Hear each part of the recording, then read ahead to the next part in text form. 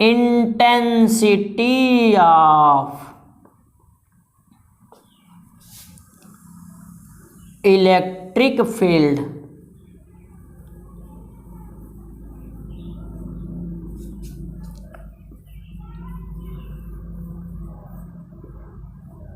वैद्युत क्षेत्र की तीव्रता।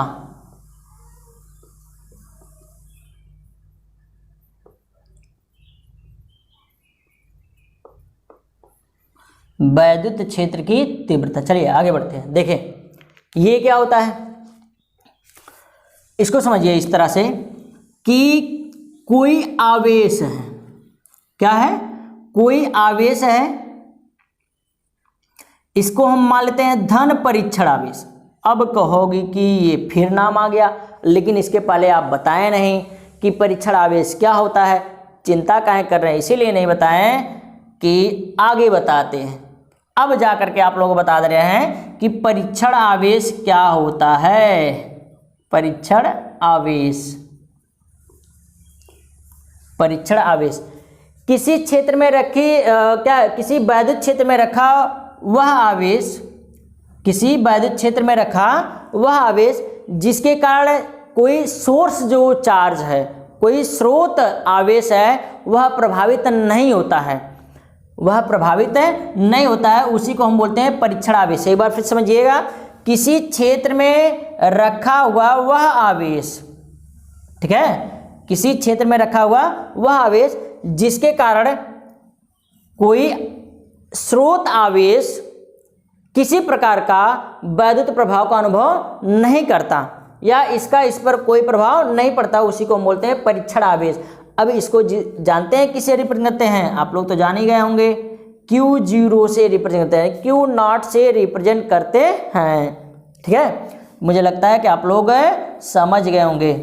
यह जो आवेश होता है यह काल्पनिक आवेश होता है। क्या होता है? काल्पनिक आवेश होता है। बस केवल मान लिया जाता है कि हाँ ऐसा आवेश होता होगा। ठीक, अब देखिए क्या होता है, मान लीजिए कोई आवेश है, ठीक है, अब ये जो धन परीक्षण आवेश या धन परीक्षण आवेश है, समझिए ना। अब इस आवेश पर क्या होगा कि किसी सोर्स आवेश द्वारा बल लगाया जाएगा। क्या लगाया जाएगा? बल लगाया जाएगा, किसी के भी द्वारा बल लगाया जाएगा। ये इस तरह समझिए। ठीक, जब इस पर बल लगाया जाएगा इसका मतलब है कि ये जो आवेश है ये अकेला आवेश है, इस पर बल लगाया जा रहा है, तो जिस दिशा में बल रहेगा उसी दिशा में ही क्या होगी, वैद्युत क्षेत्र की भी दिशा हो जाएगी, एक पार्टिकुलर डायरेक्शन में हो जाएगा। ठीक है, उसी को हम बोलते हैं क्या, वैद्युत क्षेत्र की तीव्रता। क्या बोलते हैं? वैद्युत क्षेत्र की तीव्रता। मुझे लगता है कि समझे होंगे। देखिए समझिए इस तरह से, कुल मिलाकर के इसको कहने का मतलब यह है कि प्रत्येकांक धन परीक्षण आवेश पर, प्रत्येकांक केवल अकेले प्रत्येकांक धन परीक्षण आवेश पर लगने वाले वैद्युत बल को, लगने वाले वैद्युत बल को वैद्युत क्षेत्र की तीव्रता कहते हैं। अब वैद्युत क्षेत्र की तीव्रता अगर बात किया जाए, इसे हम कैपिटल ई से रिप्रेजेंट करते हैं। किसे? कैपिटल ई से रिप्रेजेंट करते हैं, और यह एक सदिश राशि। अभी आप लोगों को बताया ना कि जिस दिशा में क्या होगा, जिस दिशा में बल लगेगा, जिस दिशा में इस आवेश पर बल लगेगा उसी दिशा में क्या हो जाएगा, वैद्युत क्षेत्र की तीव्रता की भी दिशा होगी। ठीक, तो ई बराबर क्या हो जाएगा, समझिए इसको। अभी क्या बोले थे, प्रत्येकांक धन परीक्षण आवेश पर, प्रत्येकांक धन परीक्षण आवेश पर लगने वाला बल, लगने वाला बल मान लेते हैं F है, धन परीक्षण आवेश Q0, लगने वाला बल F है, तो E बराबर क्या होगा, वेक्टर F अपान Q0 हो जाएगा। ठीक है, मुझे लगता है कि आप लोग समझ गए होंगे। देखिए अब इसी के बारे में और भी चीज़ों के फैक्ट की बात कर लेते हैं। क्या होता है, अगर बात किया जाए इसके यूनिट की, बेहद इंपॉर्टेंट है, हर परीक्षा में पूछता है। ठीक है, IMP लिख लीजिए, very very important, be important. अगर इसकी यूनिट की बात किया जाए, इसका यूनिट क्या होता है, न्यूटन, नया टन, न्यूटन प्रति आवेश का कूलाम। न्यूटन प्रति कूलाम, न्यूटन प्रति कूलाम होता है। एफ की बीमा क्या होती है, mL/t-2। अरे आप लोग तो निकाल ही लेंगे, इसका AT ऊपर करेंगे तो क्या होगा, mL/t-3a-1, mL/t-3a-1 हो जाएगा, इसकी बीमा होगी। ठीक, चलिए आगे बढ़ते हैं। ठीक, और ये तो हो गया। अब ये जो F है यह क्या है, अगर बात की जाए वैद्युत बल है, वैद्युत बल, इसके पहले आप लोग को बताएं कूलाम के नियम में F बराबर क्या होता है। ठीक है, अब क्या होगा कि अगर मान लीजिए कोई आवेश है तो इससे एक पार्टिकुलर दूरी पर, रेडियस पर कि जो वैद्युत क्षेत्र की तीव्रता है यानी कि इंटेंसिटी है, क्या इंटेंसिटी है वह कितनी होगी। ठीक है, यानी कि हम कह सकते हैं कि r दूरी पर आवेश के कारण वैद्युत क्षेत्र की तीव्रता कितनी होगी। ठीक है, मान लीजिए यहाँ पर वैद्युत क्षेत्र की तीव्रता ज्ञात करनी है। ठीक, तो क्या होगा, बिल्कुल चिंता मत करिए, इसको मिटाएं, देखते हैं इसी के आगे ही। इंटेंसिटी इक्वल टू, सॉरी, सबसे पहले हम क्या करते हैं, आर दूरी पर मान लीजिए कोई आवेश हम रख रहे हैं, कौन सा आवेश रख रहे हैं, Q0 रख रहे हैं, या Q0 से आर दूरी पर हम रख रहे हैं Q को।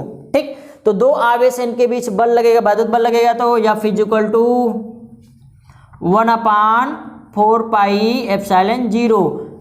इसके बीच माध्यम का, अगर मान लेते हैं कोई माध्यम है, परावैद्युत पदार्थ है, तो K हो जाएगा, K इंटू क्या होगा, Q इंटू Q0/r² हो जाएगा। ठीक है, अब यही वैल्यू यहाँ पर रख लेते हैं, तो E इक्वल्स टू 1/4πε0 माध्यम का परावैद्युतांक K into Q/Q0/r² whole Q0।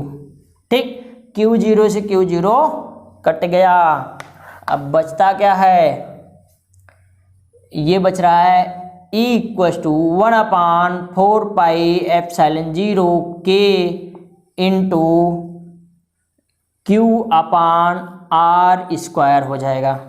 ठीक, अब ये तो हो गया।